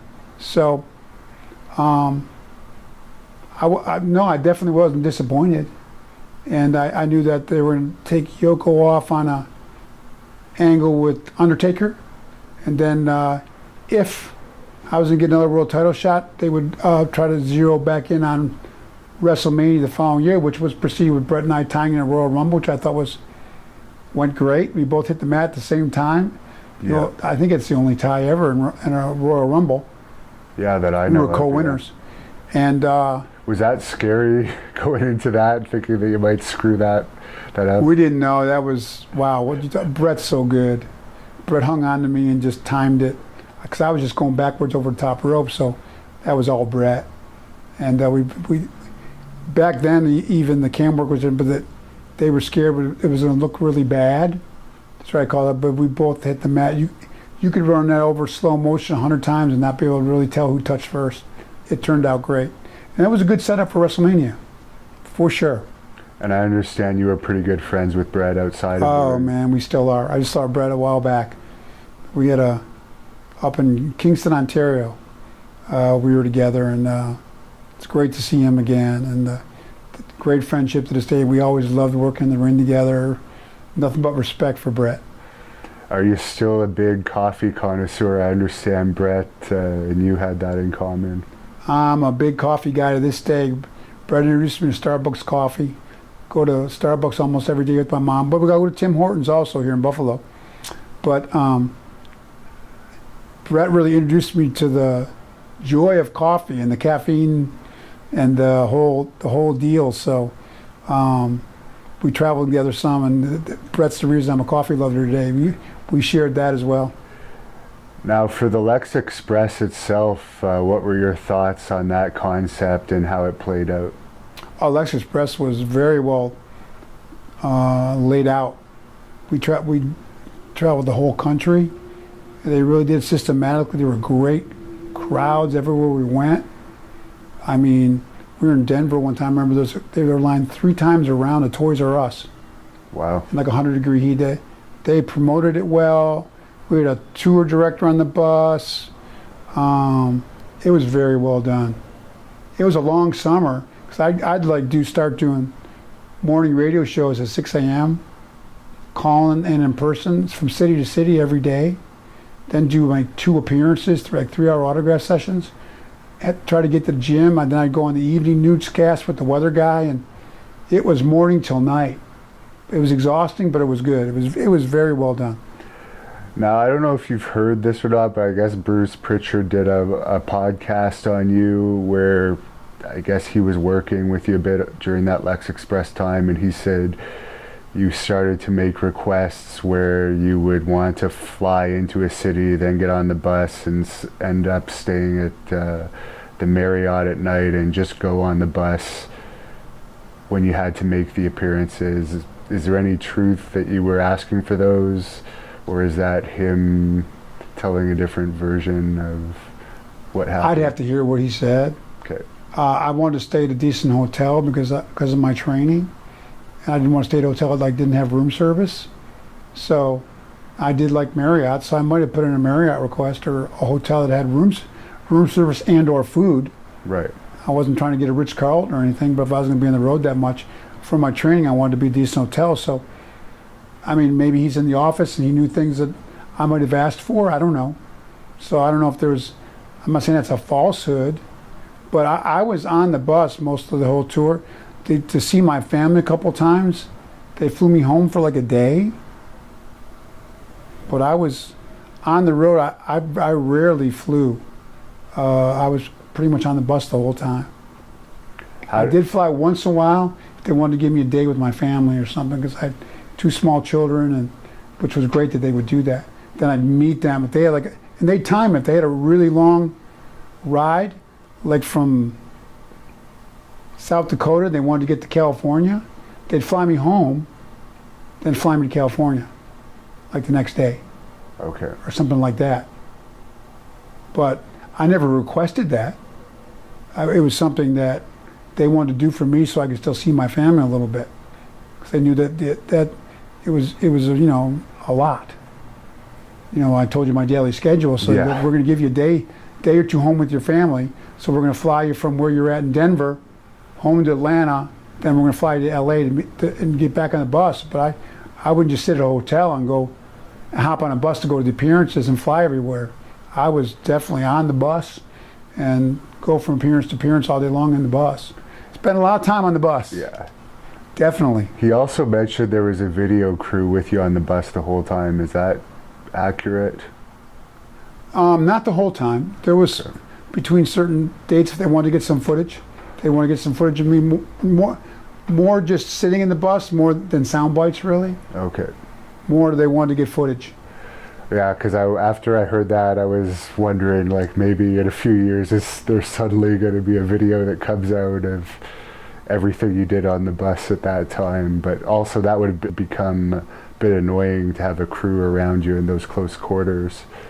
Yeah, no, we didn't have a full-time crew. I guess they've released some footage of me that they have of the Lex Express that they've released. But the one guy, I was on social media. Only thing I do is Twitter. And guy goes, man, I watched all that footage. You look, I got the feeling you were miserable. I go, I was probably tired. I wasn't miserable at all. Yeah. I go, I was probably tired when they got shots of me in the bus. A lot of times they do that late in the day. I'd been up since 5 in the morning eating breakfast and then doing appearances and signings all day long. So then they'd come in the bus with the camera crew to, let's get some outtakes and reflect on the day. And I was like a zombie. So, but I said, I was probably exhausted. But plus wrestling too, I guess you were probably doing on this tour, right?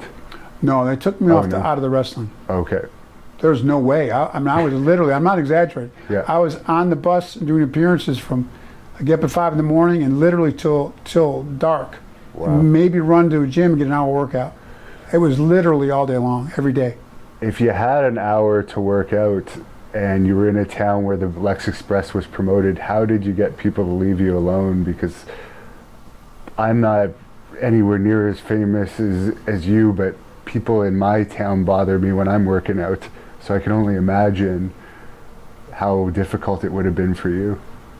You know, I always gone around the gyms just fine. I kind of got myself in the zone. I put a pair of headphones on, and, Yeah. and there's a kind of like the gym type of more, I don't know if the hardcore is the word, but Gold's Gym's up. The guys are all in the training themselves. So during your workout, they might ask you for something on the way in or way out, or an autograph or a picture or something. But most people, in the types of gyms I trained in, because I needed a gym that had some free weights and things like that, they were pretty respectful of letting me get my workout in, for sure. Okay, that's good. So the Lex Express went for a time period that was supposed to happen, I guess, and then it just ended. So it was never supposed to be an ongoing thing. That was just for the SummerSlam. Okay. Lexus. But people ask me all the time, what happened to your bus? I go, I don't know. Maybe they turned it back in. I don't know. People thought I thought it was like my bus. It's funny. Yeah. Now, Ludwig Borga, everyone remembers that feud. He was kind of a controversial character in his later years, but what was your experience like working with him? Ludwig and I got along fine. I don't know if we were the best matchup in the ring, because he worked strong and I worked strong. Yeah. So, but outside of the ring, and he liked to go to the gym. We used to go to the gym together and stuff. So we got along good outside of the ring. But so, yeah, I think that might not have been the best match. It was a good idea, the premise of it, but I don't think our work, we were both relatively inexperienced, and he worked strong. And guys who would put over my strength usually end up being a little bit better match, because one guy's got to highlight the other, kind of. And experience-wise, that was kind of a tough matchup for both of us. But I always got along good, and I liked Ludwig. We always got along well. And what about Tatanka? Oh, he was great to work with. Yeah. Yeah. And I see him all the time still now at events and things, and great guy and fun to work with, and yeah, no issues there. He was fun to work with. His chops didn't bother you? Not at all. After Nate, the chops didn't bother me whatsoever. I can imagine. Yeah, Nate used to make my chest bleed the entire summer when I'd be every night with him in the ring. My chest had scabs all over it, so from those chops, busted me open. And towards the end of your WWE run, you were teaming with Davey Boy Smith. I understand you guys were friends even before that. Do you want to just talk a little bit about him? Yeah, we hit it off from day one. Once again, the gym thing, working out, and he came in and he looked incredible, and we immediately hit it off. Brett introduced us, because I have friends with Brett and Owen, and we ended up traveling all the time together, and I got to know his family. And when we were in Florida, I'd stay with Davey at his house. When we went to England, they took all the guys in the bus. They let Davey drive his Jaguar around. I stayed with Davey at his mom and dad's house, and we just became great friends. Great guy, great talent. You talk about being massively over in England. Oh my gosh, unbelievable. Wow. So we had a wonderful friendship. I really miss Davey. Great sense of humor, incredible guy. And you were teaming with him before you departed. What made you actually switch? Because I understand you took a pay cut when you switched over to WCW. I did. I was looking to actually renegotiate my contract with WB. It was just a business thing. So when your contract runs up WB at the time, you had to give a 90-day notice. Didn't mean you were leaving. Just meant you wanted to redo your deal. You just didn't want to roll over. So I wanted to be able to do maybe some things in the fitness endeavor, because the money back then, it was always good for me. But I thought maybe I could do some things outside of wrestling, workout wise, and make some extra money. Maybe doing commercials. I didn't know, but I wanted the flexibility in my contract. And so I gave my 90-day notice, because I didn't normally do that. But Vince and I were negotiating through it. My 90-day contract ran out, but Vince and I had such a good personal relationship that we went on for months after that.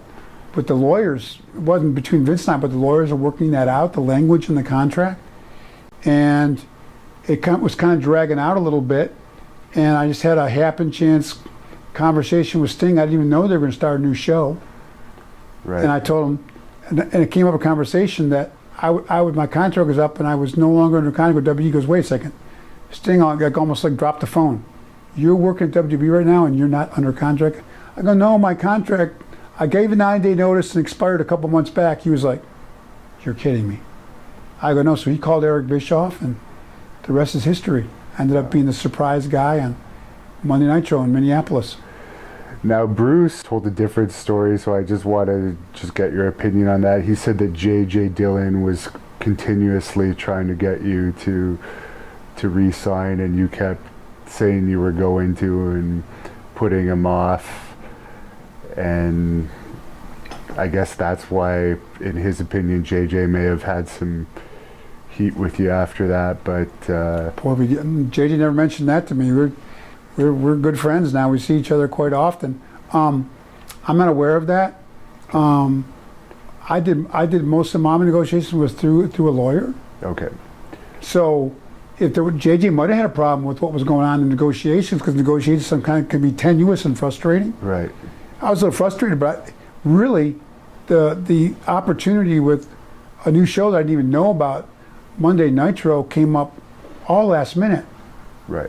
I'd never planned. I totally planned on re-signing. I wasn't putting anybody off at all. I was planning on re-signing with WWE.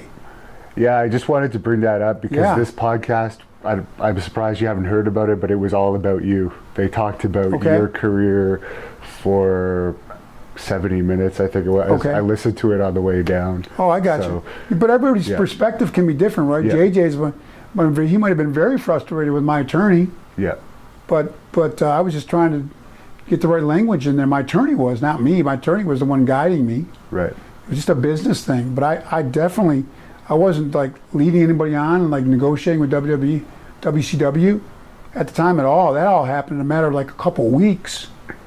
I went from thinking I was going to re-sign with WWE to walking out on Nitro in a matter of like a week and a half. It all happened. And that quick. And you wrestled in New Brunswick, Canada the night before. Was that your last scheduled match, or was there other matches that WWE was expecting you to do?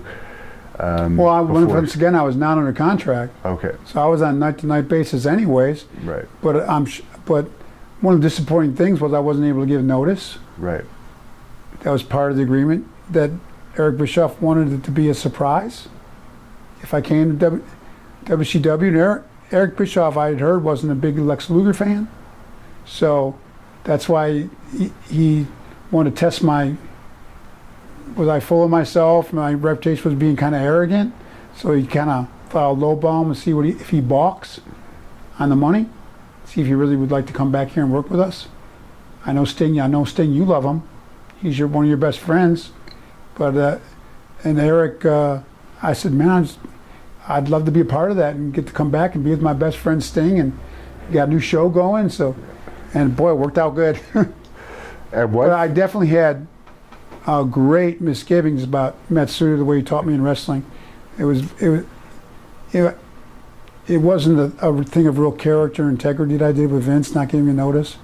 And if I had done it over again now, even though it worked out literally good with me with WCW, I would have told Eric that I would have to give notice and talk to Vince.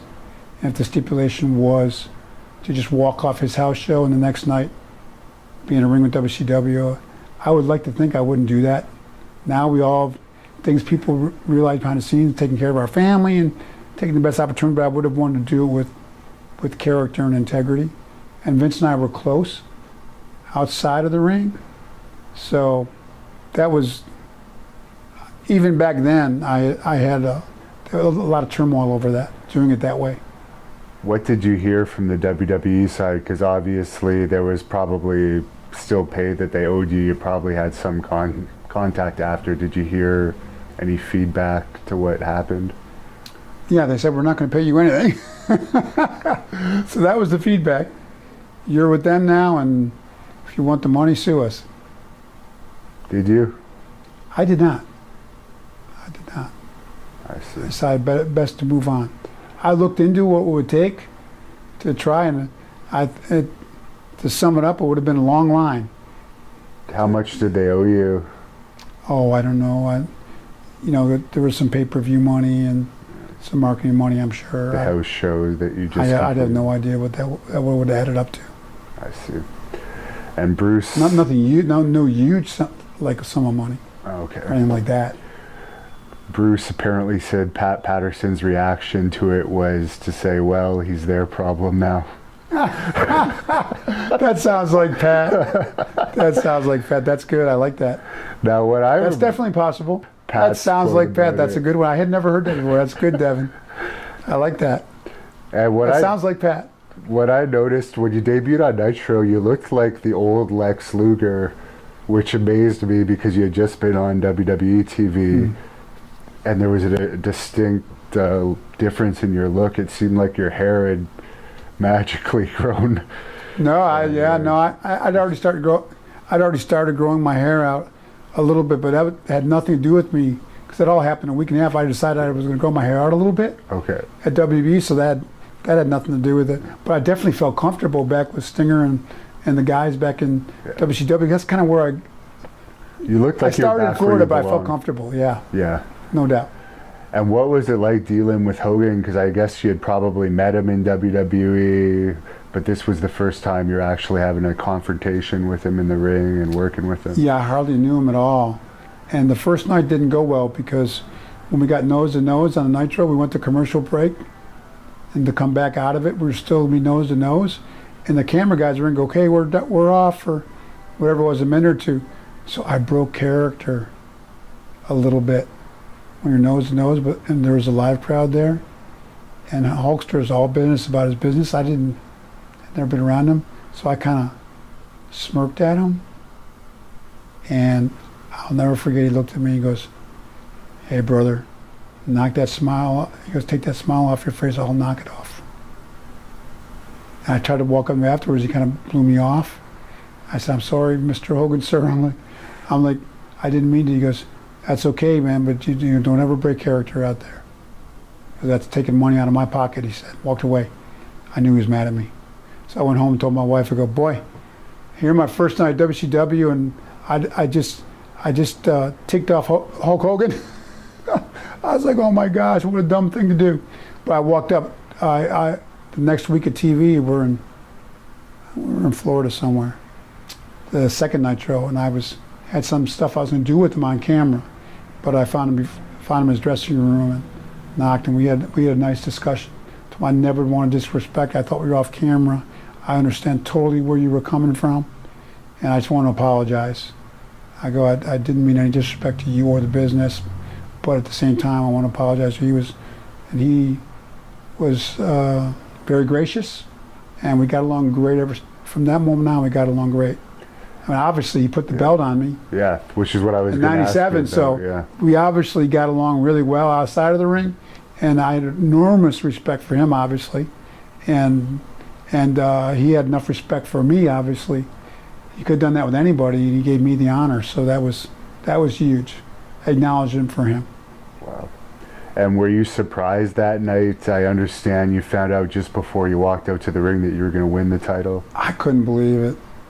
We knew that they'd gotten heat, left us laying for like months on end. Once in a while, Sting would come out at the end, but I didn't know that Eric and Hogan talked about we need to give maybe a little bone for the guys we're beating up every week because we're heat. We got lots of heat. Let's give the fans a little bone. So they did that deal with me winning the belt at Nitro, then he'd take it back at the pay-per-view the following weekend. That was the phrase he used. We got to give the fans a little bone. And the fans, man, what a response that night in Detroit. Do it live on a Nitro. Nobody saw that coming. I didn't know till almost right before I went to the ring. So I guess you became friends with Elizabeth because she was brought back to be with Ric Flair at some point in WCW, and you probably had interactions with her. Not a lot. I mean, you got to know, between the crews at those things and the production people and all the wrestlers, and they started bringing a lot of women in. So it would be passing in the hall and hey Liz, I called her Liz, and that was about it. For the first couple of years I was back at least. And she only came to TVs. I was on the road all the time wrestling, house shows, and I'd see her on a Monday night, and every guy at the hotel afterwards, and at the hotel afterwards, maybe have a couple beers or something, but never had a lot of interaction with her at all. First few years there, to be honest with you, other than hey, how you doing? That was about it. So when did you start developing the relationship? Because obviously you had a family, but you were on the road all the time, and it was a real party atmosphere, from what I understand, in those days. It was, and we I know now that there's no such thing as innocent workplace flirtations, but it started out as that, and it developed. We developed a relationship we didn't think anybody knew, and then we actually got put together to work together, which wasn't my idea, but it was the idea of the booking people, and so now we were together on some house shows as well, and developed in the relationship that we liked hanging out together, and it was like a workplace relationship. I see. So it developed slowly over a period of like a year or so. At what point did it actually start affecting your home life? Well, probably immediately without me even realizing it. But obviously, I was a married man, and she was married at the time. So something neither of us, looking back in retrospect now through different set of eyes, had no business doing, period. But it happened, and I'm sure it affected my home life. She ended up moving to Atlanta, and so things escalated from that point on, especially once WCW got bought out. She was living in Atlanta, and things developed even more along the lines after that. Were you still under contract when it was bought out? Did you have some time left on your contract? I did. I had a couple of years left, full pay, which was probably for me not a good thing. I probably should have stayed busy and wrestled. Too much time and money in my hands at the time. So that's where the drugs and the partying really escalated. I had time off, and so you were didn't have to go to work. And, yeah. And you know that the drug thing, the pills and the alcohol escalated slowly over a number of years. I never thought I had an issue with it. I thought I was so disciplined in my training and eating and everything in the gym that I don't have any issues with drugs or alcohol. You know what I mean? 'Cause I'm Lex, you know, so it. So. Was it your wife finding out about Elizabeth that ended the marriage, or was it the drug and alcohol issue? Combination of all of those, for sure. Drugs, the alcohol. My wife tried to give me a second and a third chance when she found out about Elizabeth, and I was unrepentant. Did Macho Man ever have any issue with you dating her when you guys were still working for WCW? Never. Macho had a great relationship. He never expressed anything, even a tinge of that around me. We always continued to have a good, jovial, fun friendship inside and outside of the ring. From the way Liz had explained it to me at the time, she had remarried. He had a bunch of girlfriends for years. They had really moved on, both of them. So, yeah, Randy never expressed anything, that he was upset or anything like that. If that's what you mean. Was she already into the pills and stuff before she started dating you, or did you kind of? I get asked that question a lot. I can't speak for her because I wasn't ever really around her much before I met her. So when I met her, she would drink a little bit, and she would, like a lot of people in business, we'd pop a few pills or something once in a while. To what extent she did or didn't prior to, or if she ever had issues with that before she met me, I don't know. So at the time of her passing, were you guys both divorced? I was separated and she was divorced. Okay. And the domestic abuse allegations, right. Did anything really come of that, or what was that all about? Was that just the we had an argument at the townhouse I was at. We had parked in the garage door was open. I don't know what the neighbor felt felt she saw, but she had called the police, and we both explained to the police. Liz had a mark on her face from walking the dogs like a week prior, a scrape mark. But when the police came, the one police guy, we kind of both felt that he wanted to take me to jail. Liz and I both felt that way, and we both told him that we had two dogs, a German Shepherd and a Husky, and they could get frisky with each other, and they wrapped him on her leg. She fell down, had an abrasional mark on her face. Now she'd been crying because we'd argued that night. It wasn't a physical thing, right? But she was crying. But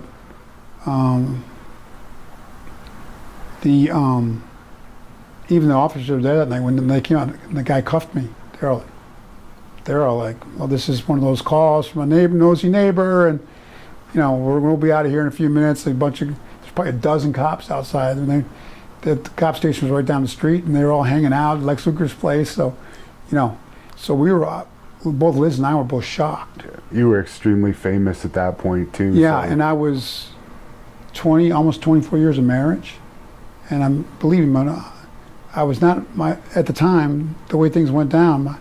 My kids, and especially my wife, they were no big fan of mine at the time, to put it mildly, and rightly so. Right. And even they were like, on the domestic disturbance thing, they were like, my gosh, Dad, you're a mess right now. We hate your guts, but they know 24 plus years of relationship, never any sign or a hint of that kind of thing. Right. So it would have been, so out of character for me. Even they're like, you're a lot of things, but not that. Was what came off even my ex-wife. But it happened. It was a tumultuous time. A lot of drama goes on when you're making bad decisions in life. Things go downhill. They can go down quickly. So that's all part. It's kind of wrapped into all the horrible things that happened in a very, very tragic time. Because she passed away not too much long after that. And actually, that's where they dropped the charges. I don't know about forensics, but apparently, when they checked her out, Cobb County, I was on their radar, where this all happened outside of Atlanta. And I guess what my lawyer told me was that when they did the autopsy, the guy, I don't know, who does the forensics said that was an abrasional type injury. That wasn't a impact like kind of injury. Right. And which confirmed what we had both told him, the officer, that had happened. Yeah. At the scene, but he arrested me anyways. But once you're arrested, you're arrested. So, and they dropped the charges based on, it was what my lawyer told me. Because I don't think Cobb County would have dropped any charges against me at the time. They had me on 17, I think, felony counts on drugs because of the amount of drugs I had at my place at the time. Was that for selling, or was that you consumed a lot? It was my stash. I just re-upped my stash, I called it. I didn't want to buy drugs on a weekly basis, so I'd buy a 6-month supply or a year's supply at once because I had the money to do it, the wherewithal. So I just bought a bunch of stuff. And what was it exactly that Miss Elizabeth had taken that night? I never got saw a toxicology report. I wouldn't be. It was alcohol and a couple different pills. I mean, she seemed fine that night. We were watching movies together, and she was standing in the microwave next to me 1 minute. I took her food over to her and was heating mine up. In the microwave, the next minute she wasn't responding or breathing. Wow. I was total shock. And you were probably on pills at that time too, so you were probably... Yeah, I mean, I wasn't I was making food, and I wasn't I had messed up a lot back then. I wasn't really messed up. Yeah. It didn't seem like she was all that messed up at the time. So it was a shock. I was like, when she didn't respond, I just immediately dialed 911, and they were there within, it seemed like a minute and a half, because they were right down the street, like I told you. Yeah. And they were there, and when they worked on her and ran her out the ambulance, I said, this isn't good. But at the same time, I thought, well, they got her now. She's going to make it. That's what went through my mind. Didn't find out till later what happened. that she didn't make it. But they rushed her out the paramedics were working on her and rushing her out the ambulance. I thought, we always think we're going to make it, right? But might speak to youngsters now, so if I tell them, you just never know. Yeah. One night, too much of a certain thing, or your body responds different. Drugs are Russian roulette. Yeah. And that very, very sad. That didn't actually clean you up then either, did it? You still had to go through a few years of. No, it got worse for me, for sure. What was the lowest point of that whole period in your life? Obviously, her passing has to be up there. That was a low point in the jail cell at the time. The only time I actually thought of taking my own life. I thought maybe if I got on top of a cement barrier, I was in an ISO cell. Put my hands behind my back and fell head first because it was all cement down below. I might be able to take myself out. Thankfully, I didn't do that, but I thought about it. That was a low point. And find out what happened with Liz and up on 17 felony counts, and it was like I felt a lot of weight on me. Yeah. A lot of darkness that night, but I had a lot of dark times. I'm a living, breathing miracle of God to still be alive. The next few years, it went from bad to worse with drugs and alcohol, and one bad decision after another, for sure. And it was religion and treatment that ultimately got you over that, from what I understand. Treatment helped, but it didn't work right away for me. It was definitely on April 23rd of 06 when I met Jesus, and I had a road to Damascus experience, and he rescued me. He delivered me. Over a period of a couple of years, he gave me delivery from all drugs and alcohol, and I've been clean ever since, and my health is great, and I'm very thankful for that. What was different about that particular instant experience you had from being an atheist all your life to others? Because I'm sure you've had some religious interactions prior to that. Some, but like I said, I was an atheist most of my adult life, and it was, people ask me what was the biggest difference before April 20th of 06, April 23rd of 06, and after, or just a peace that surpasses all understanding. I talk about that I never had, no matter how much money, fame. I always thought that there had to be more.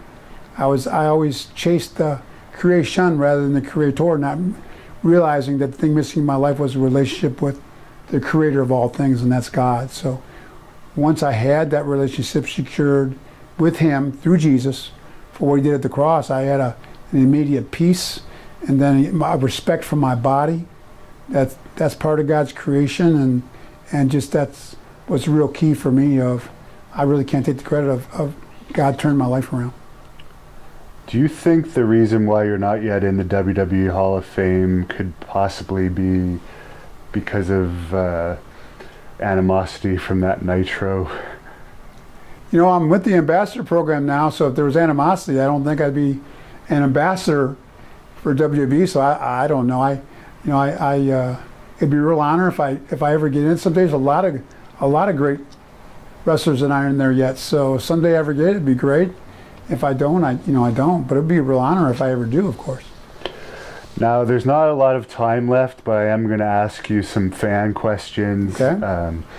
We may have to do a part 2 down the road since you're not too far from me, and there's still a lot we didn't cover in this interview. That'd be great, Devin. I'll pop in some fan questions now. If UFC was an option in the 80s, would you have considered that as a career? No. I wouldn't want to get beat up for real. We took enough beating in wrestling with bumps in the ring. I wouldn't want to get beat up for real for a living. I don't think I would have been interested. But it wasn't as big then as it is now. No. But that would have been more for guys like the Steiner brothers or Dr. Death, or some of the guys had that real. I was a football player. I wasn't a shooter. It would have been more, I think, an option for the wrestling guys, like those guys, rather than somebody like me. Who was the hardest opponent to torture rack? Surprisingly, some of the bigger guys, like I had Big Show up in the rack, He wasn't difficult at all. Of course, he helped a lot.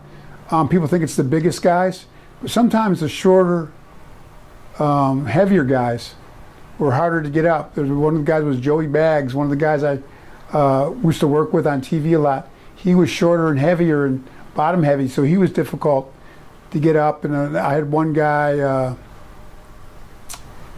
I wrestled live on TV one time that, I'm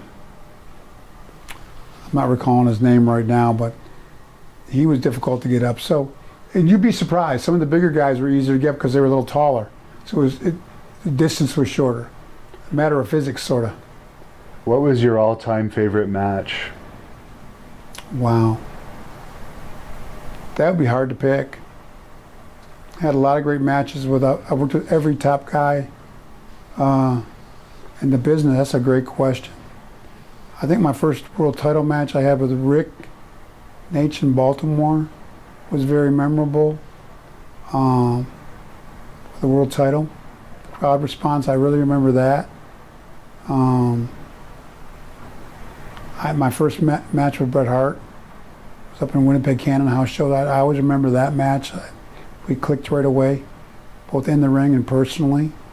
My match with Hogan in Detroit when we switched the title, that was huge. Man, there's so many. I wrestled almost 5,000 matches, so I get asked the question a lot. It's a good question, but it's really hard to say to just pick one match. Did you enjoy being a heel or a face more? There was a tag match against the Steiners in a pay-per-view we had one time, Sting and I, because we were all such good friends. Yeah. We had a really good match, and it felt really good afterwards. That was another match that really stands out to all four of us, really. Did you prefer being heel or face? I enjoyed both. I think it was easier to be a heel, because I always felt it was easier to get people ticked off at you than it is to get them to love you. So as a behind the scenes, I felt that it was easier and a little more fun to be a heel and trying to make people love you. But I enjoyed both. Who would you ideally want to induct you into the WWE Hall of Fame if you were inducted? That's a good question. There's a lot of guys, but probably if he would do it, definitely Stinger would be I think a great choice. It would mean a lot to both of us, really. Do you still follow wrestling? I do, definitely. Any favorites? Gosh, these guys are so talented now. My gosh, these guys do stuff that I never dreamed of. They're so athletic and they look great. And their costuming and there's so many good ones now. Obviously, John Cena's had a great career. Not many guys left in my generation, but there's so many good young talents now. That'd be really difficult to pick just one. Do you have any stories about Haku Ming, also known as Ming? Great guy. We loved having him around, and he was like a bodyguard when we go out. I've heard a lot of stories about him. I worked with him. We got along great, and he was a joy to work with. But I've heard probably the same stories everybody else has, that they called it the goozle, where you grab guys by the throat and they like go unconscious. It's for real. I've heard a lot of unbelievable stories about that. Thankfully, he never did it to me for real. Where you grab guys by the throat, unbelievable. What a man's man, for sure. What's your opinion on Dusty Rhodes? He was a real mentor, and he gave me my finish, my character when I came to WCW, the backbreaker.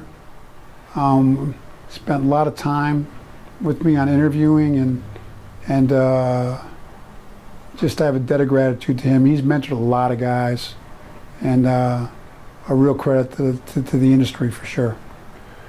Why was your TNA run so short? Did that have to do with your injury or other reasons? TNA, at that time in my life, I had a lot of other stuff that we prior talked about.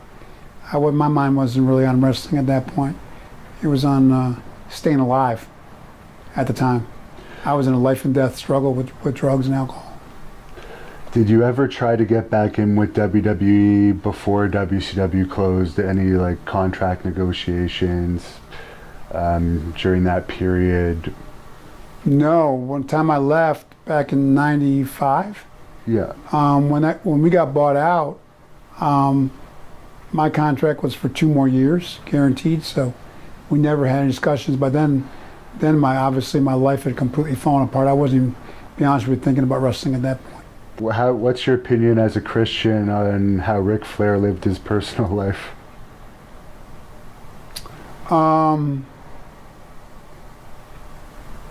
I love Nate, and he's one of the most dynamic, charismatic guys I've ever been around. And you know, Sting and I and Nikita and the guys that are believers now in the business that love Nate to death, we're always hopeful and prayerful. We always say to each other, man, if we could get Nate over to our side, what a testimony. We call it a testimony, which means our story of what we once were and did to what we are now because of Jesus. We're always like, man, if we could. So we're all still very prayerful. We all still love Nate for just who he is, and we love him just the way he is. But we'd love to see him come over to our side for sure. What a testimony that man would have. Wow. And well, he could win a lot of people to Christ. He's got the gift, right? That's for sure. Imagine those interview skills being used for the kingdom. My gosh. The preachers and pastors are the Be best. The next Billy Graham. Guys. Yeah, exactly. We'd love to have Rick on our side. Without a in that regard, we're all on the same side. But I mean, in that regard, we'd love to have Rick on board. Come on, Rick. And this is another question. As a Christian, what do you think of transgender wrestling now that they're doing in this new All Elite Wrestling company? You know, I haven't even heard of that. What is that? Men dressed up as females, wrestling as females against females. You know, I look at TV and wrestling as an entertainment business. So, I mean, I don't have I'm not like a legalistic, like hit people over the head with the Bible. I know that they try to always mirror wrestling with our current times and what's going on in the world. So that stuff's going on in the world. So I understand. And they're out to draw money and get television ratings. So I understand where they're coming from with that kind of stuff, if that makes sense. Doesn't mean I would definitely necessarily condone that myself, but I mean, I understand where they're coming from. Favorite TV show? Wow. Favorite TV show? I would have to say right now, it would be, now that I'm here with the precious opportunity of hanging out with my mom the last few years and hanging out together, my 86-year-old mom, she beats me most of the time because she's a wordsmith and like a straight A student all the way through high school and college. But Wheel of Fortune. Oh, interesting. Hey, Pat. Hey, Vanna. You ever see this? Oh, yeah. We love Wheel of Fortune. Wow. I wouldn't have expected that. Oh, yeah. What happened with Main Event Fitness? Sting sold out a partnership a few years before me. Then I sold out to my other 2 partners that I had a few years after that.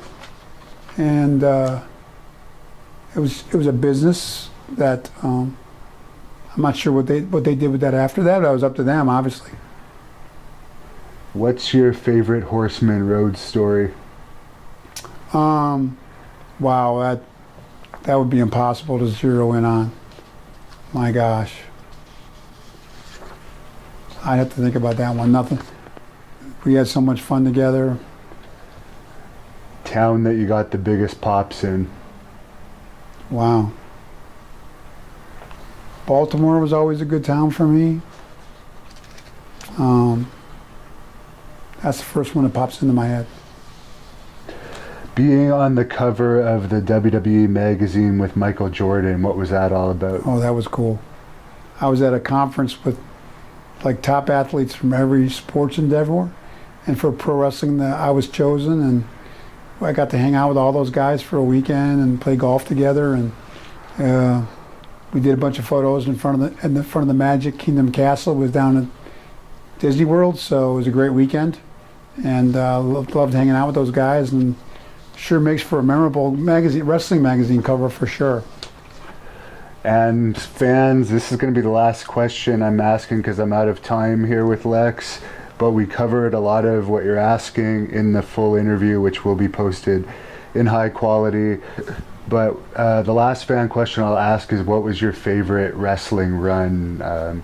Could be in any company. I'd have to say 3 phases. Obviously the run with the 4 Horsemen really stands out as a highlight, that whole period. And it was all new then, so that's very special. Lex Express was an incredible experience. Partnering with Davey Boy was huge as tag team. And then obviously the whole Nitro experience and the world title win with Hogan live on TV. It was another big, but that Monday Nitro experience as a whole was, so really my whole 15-year career, I felt like, I said earlier in the interview, like the 4th of July fireworks. It all was, the wrestling aspect of my life was amazing, and I'm very thankful for that. And look back with many, many fond, cherished memories, for sure. And if fans want to follow you, you're on Twitter at Genuine Lex Luger. That's the only thing I'm on. Anything else there is not me, but it's at Genuine Lex Luger. And anything you want to close this off with? As I said, I think we're going to need a part 2 because we only really scratched the surface. But is there any message that you would like to leave the fans with to close this interview off? Not other than, I look back at my career when I got into wrestling, not really knowing wrestling. Sometimes I thought you, the fans, were like crazy. But then I realized that wrestling was so unique. We had every socioeconomic, ethnic, racial, the diversity of wrestling fans, and we all, between the guys who wrestle and the fans, I see now, in hindsight, sometimes in the moment you don't realize it, but it's really hit me what a special family we are.